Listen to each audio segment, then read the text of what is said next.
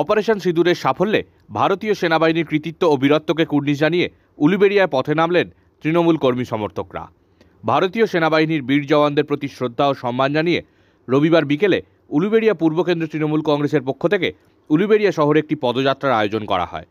উলুবেড়িয়া পৌরসভার কাছ থেকে পদযাত্রাটি শুরু হয়ে গরুহাটা হয়ে পদযাত্রাটি উলুবেড়িয়া লকগেটে গিয়ে শেষ হয়।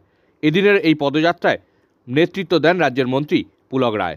এদিনের মিছিল শেষে শহীদ জওয়ানদের প্রতি শ্রদ্ধা জানিয়ে উলুবেড়িয়া লকগেটের কাছে শহীদ বেদিতে মাল্যদান করেন মন্ত্রী পুলক রায় সহ তৃণমূল নেতাকর্মীরা।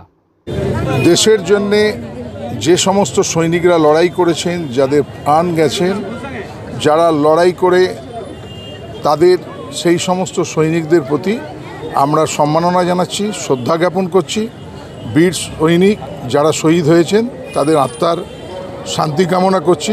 তাদের বলিদানকে আমরা কুর্নিশ জানাচ্ছি, সম্মাননা জানাচ্ছি।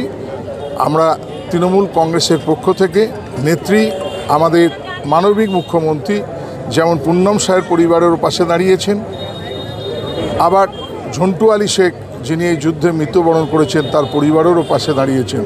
আমরা সৈনিকদের পাশে থেকে তাদের এই সংগ্রামকে, তাদের এই লড়াইকে আমরা কুর্নিশ জানাচ্ছি, সালাম জানাচ্ছি, প্রণাম জানাচ্ছি।